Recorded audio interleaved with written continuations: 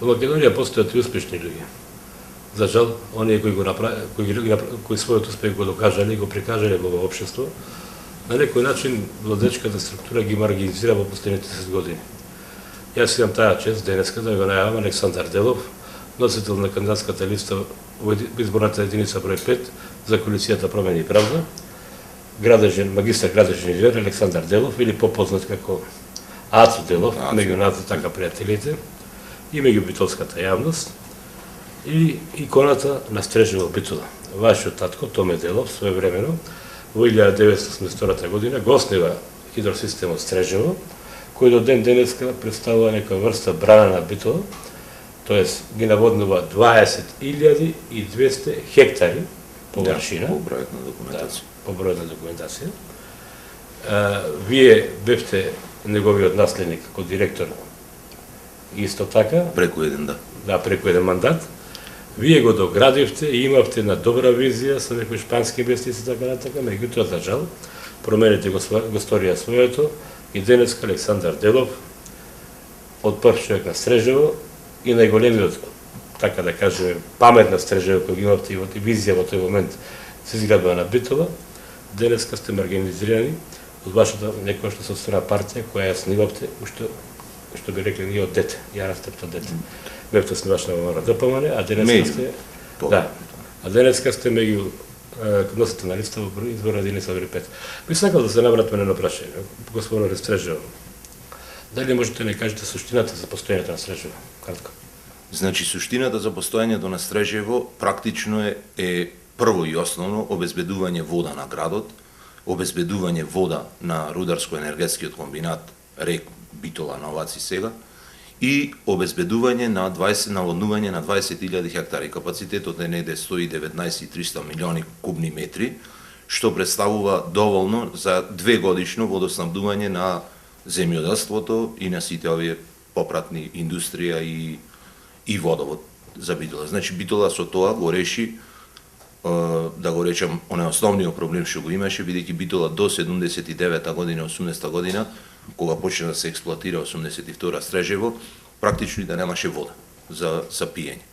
Иначе Стрежево е градено со домашни средства и со 60-70% таму кредит од Меѓународна банка, кој што е исплатен во 98 година комплетно и е еден од поуспешните проекти, можеби е, ако го збораме дека е РЕК проект за Македонија, без Стрежево и РЕК не може да обстојува, а Стрежево е проект за 1000 години. Вие го наследивте фактички тоа од вашиот татко, тоа е некоја фамилиарна генеза, таа хидроенергетика. Знам своевремено одевте и по Шпанија и сите тие работи, сакавте да надоградите систем. Што значеше надоградувањето систем во смисол на правење на мали хидроцентрали и така натака? Тоа беше ваш голем проект кој не успеавте да го направите. Значи, тој проект не успеавме да го довршиме, а почнате. Ние изградивме 3, односно со се биолошки минимум 4 мали хидроцентрали. Едната е поголема со 2,4 мегавати моќност, а другите се помали. Едната е 500 киловати, другата е 360 киловати и таа биолошки минимум 132. Во меѓувреме сега, последниве години, се направи уште една централа на минимум што оди низ каналот на Стрежево и таа почна да работи, ќе ги кажи резултатите, таа е по поинакви тарифи спрема овие другите. Во тој проект влегува уште 2 хидроцентрали, една поголема и една помалечка. Едната се викаше Лера, кој што проект е и ден денес добар и активен е за изработка. Таа беше со 6,3, од после со 6,1 мегават инсталирана моќност, а другата беше Кажани со 2,4 мегавати инсталирана моќност. Што значи Стрежево во капацитет, ако се направеше цело, ќе беше негде околу 11 мегавати снага, што ќе даваше од обновливи извори. Тоа би значило да речеме дека цела една Битола и пропратни места ќе бидат тотално независни енергетски, само до Лера, да речеме и од... Може би Битола е поголем град, меѓутоа за Демирхисар ќе имаш и остаток. И остаток. Да. Меѓутоа, смислата на хидросистемот Стрежево, кој е изграден, отпуштен во работа 1982 година, не беше само водоснабдувањето, него на некој начин и тоа беше и заштита на Битола од поплави и така натаму. Значи, другиот сегмент што е покрај примарниот, вториот сегмент е заштита на Битола од поплави. Значи, поплавите што се случувале во Пелагониското поле беа секогаш подпомогнати во Црна од самата река која што е преградена, Шемница, точно кај село Стрежево, и со тие 119 милиони или на големи води неде 14.000 метри кубни што истекуваат, или во секунда, ако сметаме неде преливниот орган што треба да ги евакуира, се 160 метри кубни. Ние пред една само година имавме поплава во Пелагониско, која што остави големи штети направи, а замислете што ќе беше уште да не беше тоа Стрежево, тоа ќе беше штетата можда четворострука. Дали доколку се одржуваше хидросистемот Стрежево во изминативе години, како што го држувате вие со време со чистење канали, со навремени тие проценки кои ги имавте и стварење на тие канали водата до Жуновица да влегува директно во хидросистемот Стрежево, неки ги имавме тие поплави да речеме во Пелагонискиот крај минатата година. Видете, Стрежево не работеше на тој проблем, значи проектот на Стрежево не се заснива на чистење на каналите, нашата дејност е основна водостопанска, односно водоснабдителна. Таа работа требаше да ја врши во Пелагонија, Битолско поле сега се викаше, или порано водостопанство Пелагонија. Ако тие канали беа чисти, немаше да се случи. Би сакал да ја запрашам, бидејќи сте експерт за оваа област. Дали вашето мислење за годинашните поплави во Стајковци, обиколницата кај Смилковско езеро, кој проблем ги јаве тука? Јас ќе се навратам на Стрежево. Стрежево во времето кога се градеше, јас бев млад инженер тогаш, почнував да учам, имаше задача сето она што ќе го поплави и да го исечи од вода што ќе остане, да направи 10 струко пошумување. Што значи дека сето тоа што е околина на Стрежево, за да се намали отекувањето, односно брзината на отекувањето, требаше да биде комплетно пошумено. И тоа се случи. Стрежево беше должно сето тоа да го засади. Во случајот со Стајковци во Скопје, прво, Скопска Црна Гора е исечена комплетно, значи шумата е... Дека тоа е еколошки аспект на неконтролирана сеча на шума. Значи неконтролираната сеча допринесува за пороидници да се појавуваат, односно силни, брзи води. Втората работа е што тие канали што се за одводнување од Скопско поле, предпоставувам, јас не бев за да ги видам, бев отпосле, се недобро одржувани. И трето, сообраќајницата, ова кружен ring road, кружен пат, што е околу Скопје, таа практично му стана една брана на тие води што доаѓаат од Скопска Црна Гора. Значи, несоодветно поставена. Да, апсолутно. Таму на тие делови кај што треба да има големи пропусти за да таа вода се однеси во реципиентот, поточно преку реките во Вардар, таа вода застана тука. И таа предизвика страшни последици, дори со човечки страшни жртви. Околу загадувањето на Битола, вие се човек од Битола. Битола е еден од најзаганите градови во Македонија, заедно со Тетово. Да. Вие своје време да правевте и проекти, баравте со проекти аплициравте до меѓународните институции за да се спречи тоа аерозагадување на Битола. Дали можете нешто да ни објасните во тој сегмент? Значи, имате широка визија. Да. Како битолчани ние имавме проблем, посебно со изградбата на рек Битола. Ружите на ветрови, како што е поставен рек Битола, требаше да го одведуваат тој PM10 и 18 таму честички, меѓутоа се случи нешто спротивно. Филтрите кога работат, кога не работат, јагленот е со слаб квалитет, мора да се дополнува и со мазут, и дојдовме до ова сегашна состојба која што вистински не труе.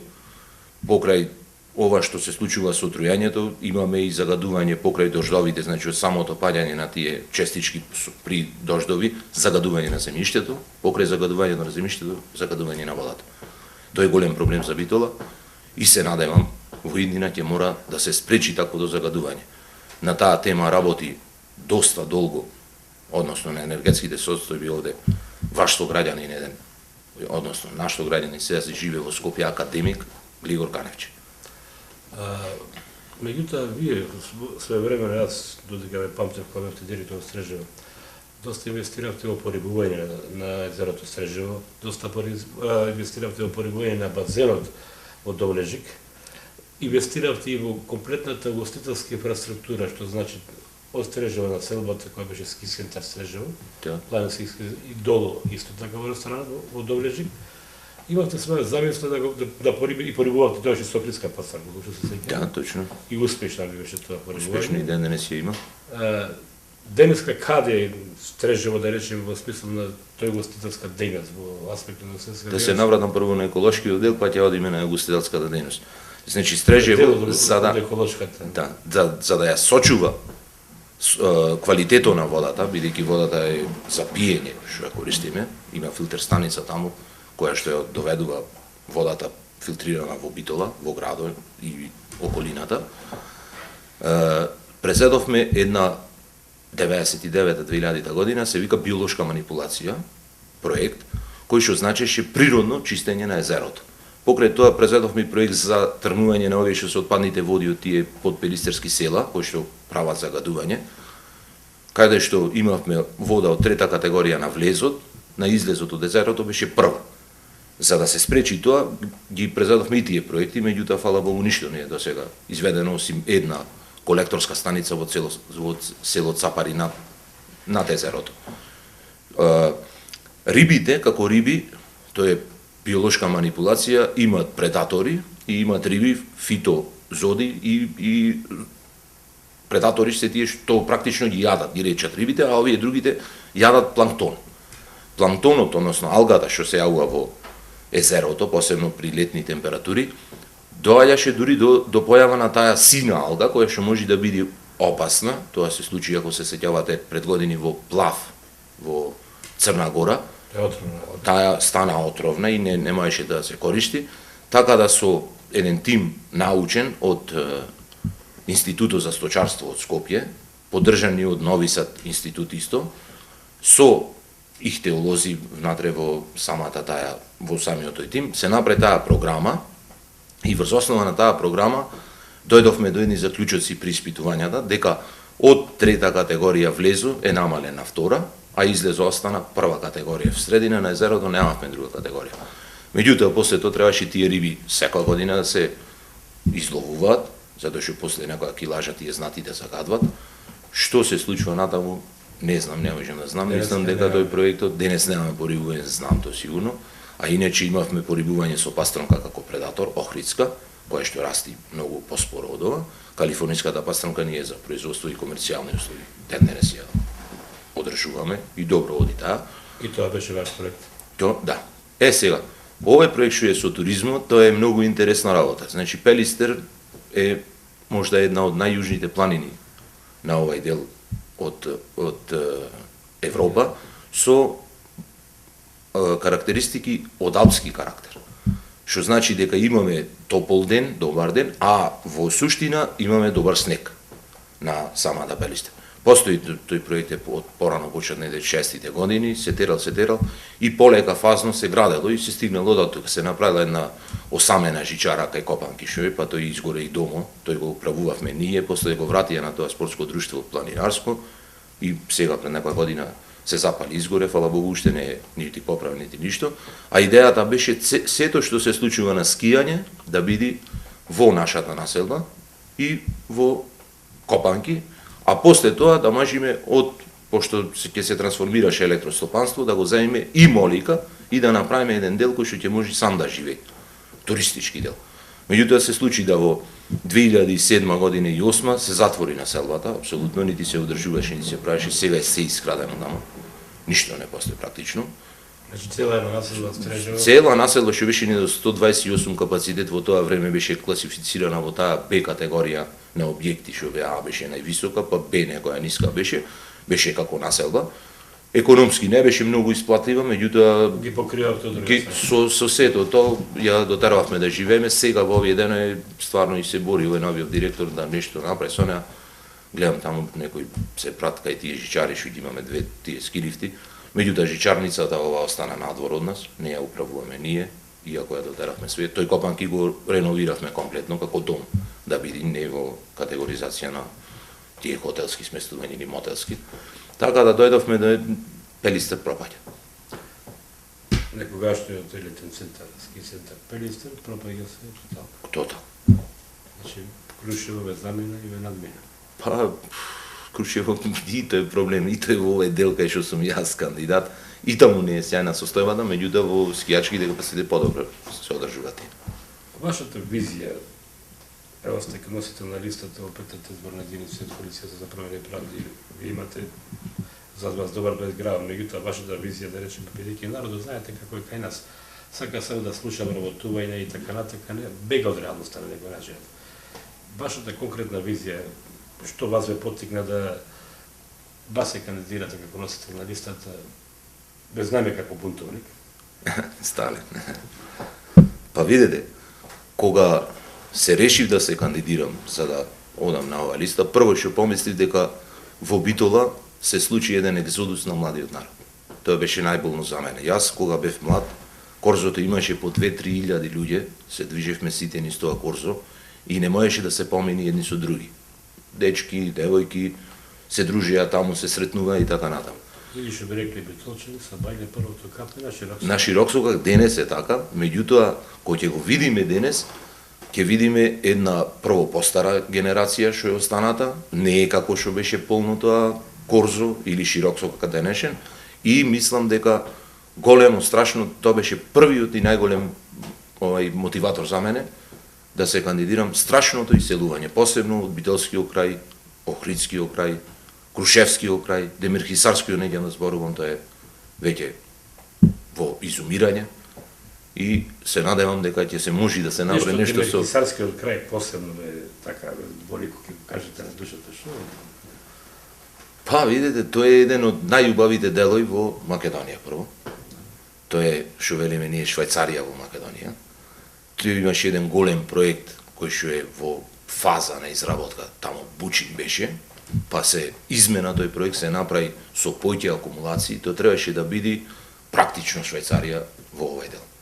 Тоа е проектот за регулацијата на Црна река, со попратни 6, односно 7 брани, и Бучин како помала брана, да не се зема живото на тој дел од Македонија, и тоа ќе беше нешто посебно убаво. Не, до денес се нема проработено, иначе таа идеја беше конкретно од Стрежево Томе Делов, па Стрежево како тим се створи за работа, со едно добри 12 на 13 градежни инженери кои што изготвуваа во соработка со градежниот факултет во Скопје, и таа програма проектна е направена на некој сигурно 500 страни и стои, и таа чека некои подобри времења за да се изведи. Али го чекаат со дело можда повторно. Ние стареме, некои други ќе дојдат. Дека да ве запрашам. Последните случувања во последните 2 години во Македонија дојдоа до некои истини кои се на површина, благодарение на опозицијската тоа СДС, кои ги овие бомбите. Зарем не е дегутантно она што го рековте ви, селувањето на младите во Македонија, зарем не е дегутантно дека буквално власта навлегла во секоја пора на общественото живење, навлегла дури во нашите спални соби, дневни детски соби, следеле се што. И вие сте еден, веројатно, тие што како вечен бунтовник.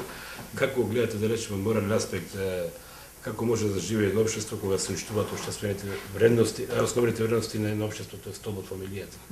Видете, програмата на ВМРО ДПМН беше конкретно столбот фамилијата, демохристијанските вредности. Тога немаме, јасно. То денес како да е изумрено, морал стана неморал, етичност стана етичност, и се прокламира дека треба да биде вака како што е. Јас би рекол нешто друго, дека ако некој има проблем да не верува на најблискиот, на собственото чедо, на собствената жена и ги прислушкува, тоаш проблемот е во него. Ама море, тој може да си има сам себе си проблем, тој е да речеме психијатрски случај. Апсолутно, треба да се испита таму со тие доктори.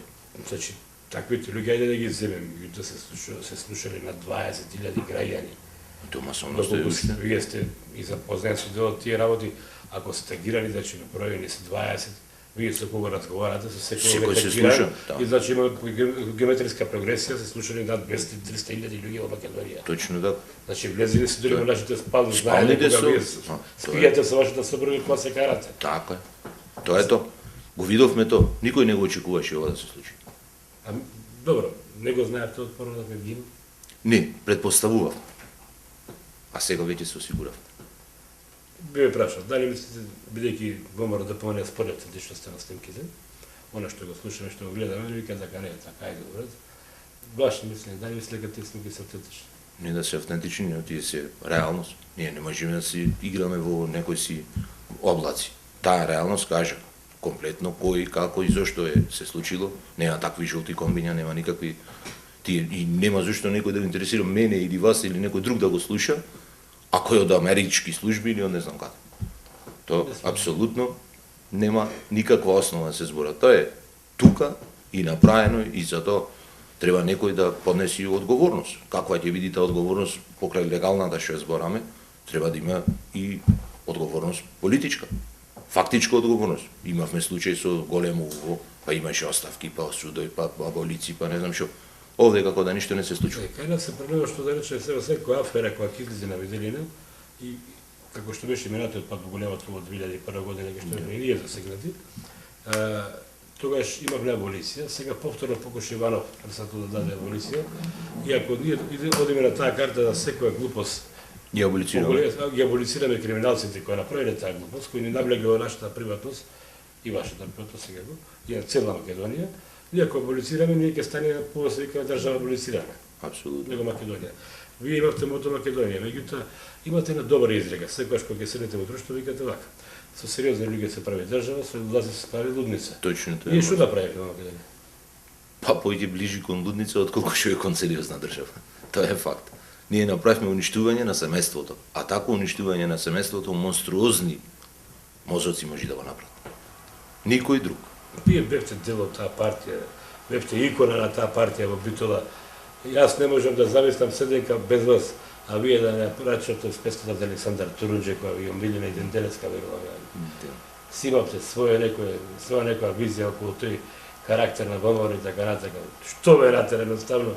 Има некоја подлабока причина, верувам. Видете, една реченица спомнате, пошто ме познавате доста долго. Јас во 2004-2003 година кажав, со деца се прави детска градинка, покрај тоа што реков дека со сериозни луѓе се прави држава.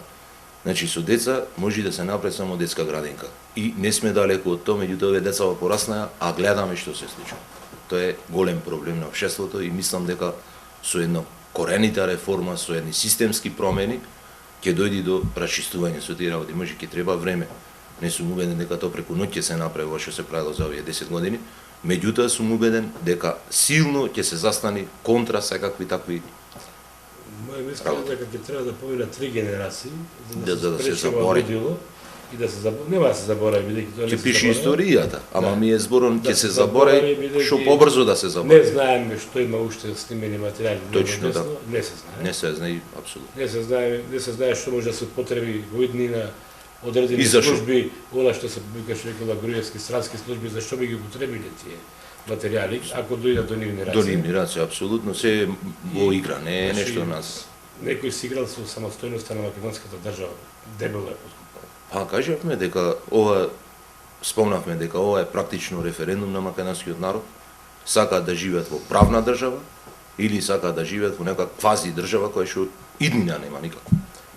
Значи, во македонската јавност проверува дека коалицијата за промени и правда можно после изборно би коалиција со ВМРО да помогне. Има таква некоја Значи можност да вие коалицирате со довчерашниот монструм, да речеме.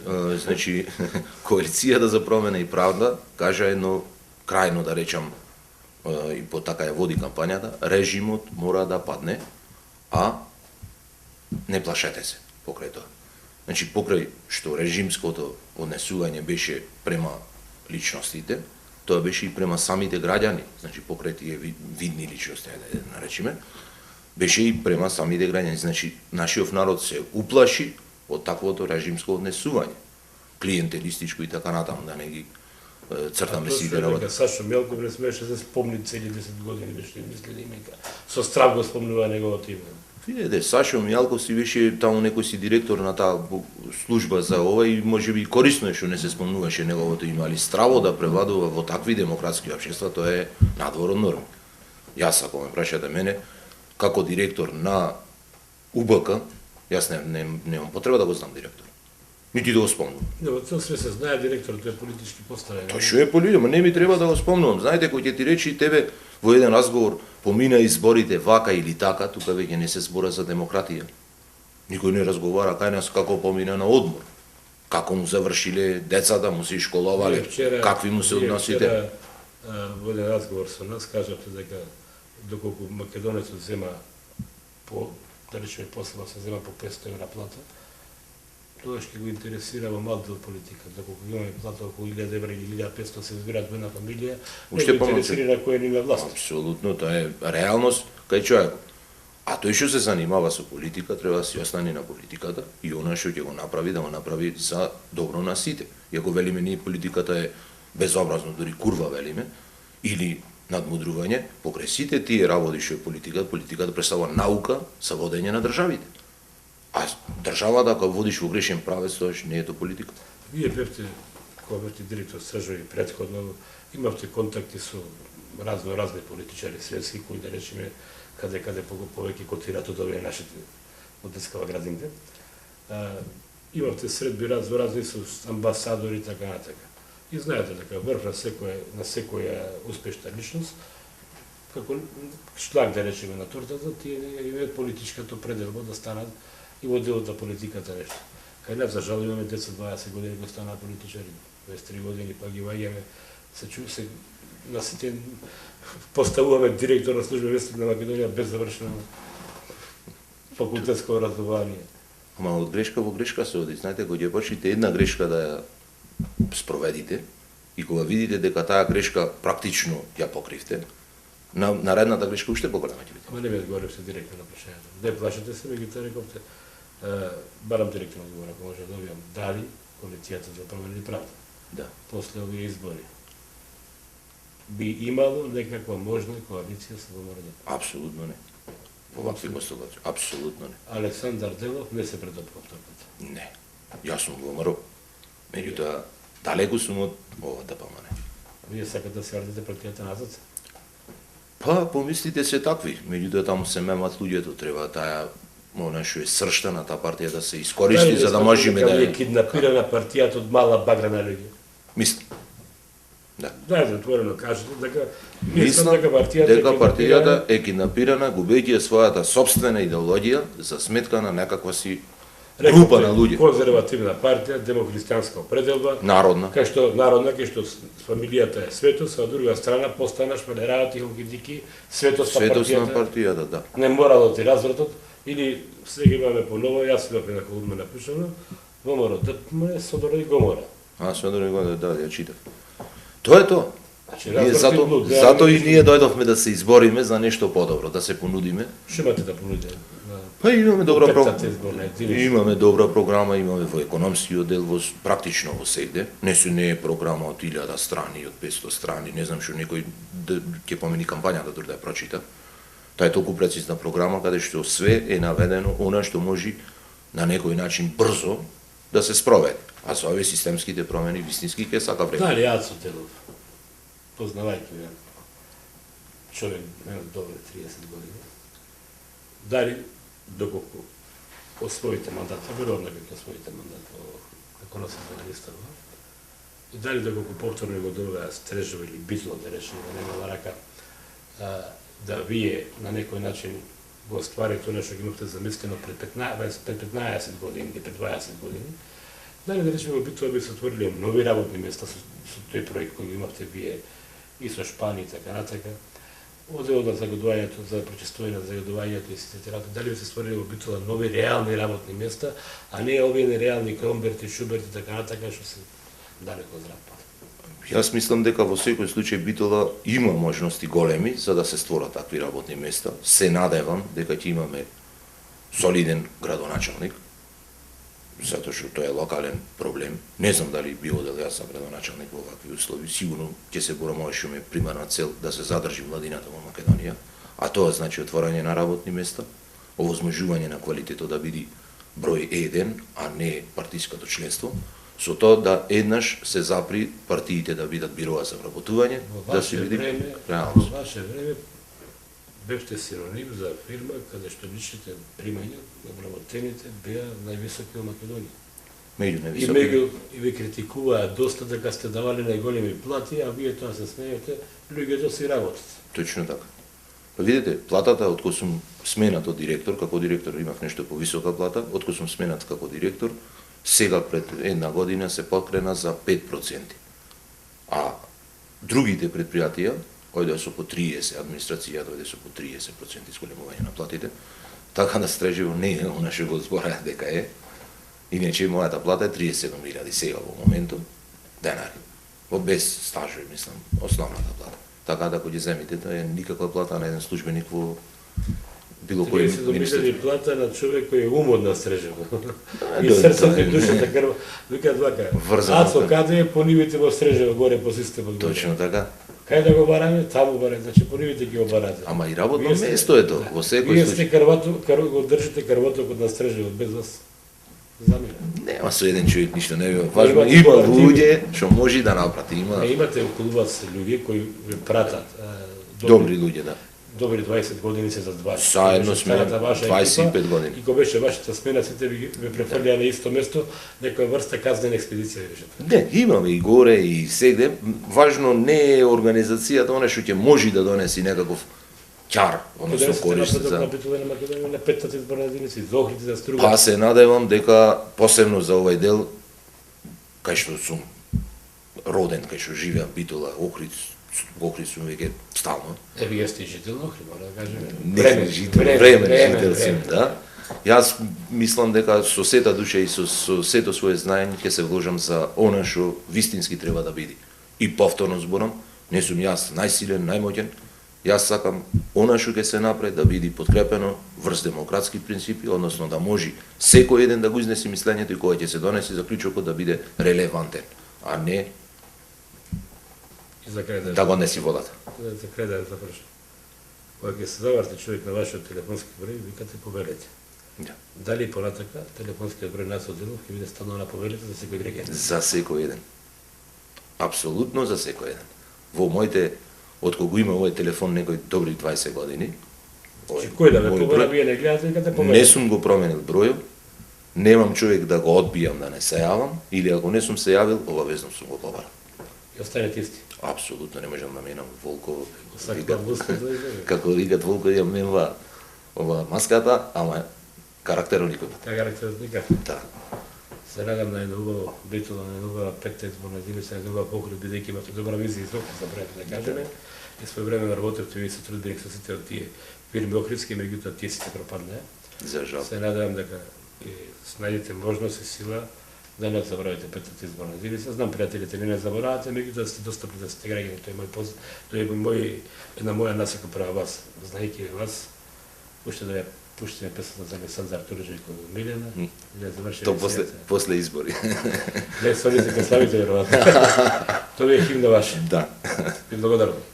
И јас.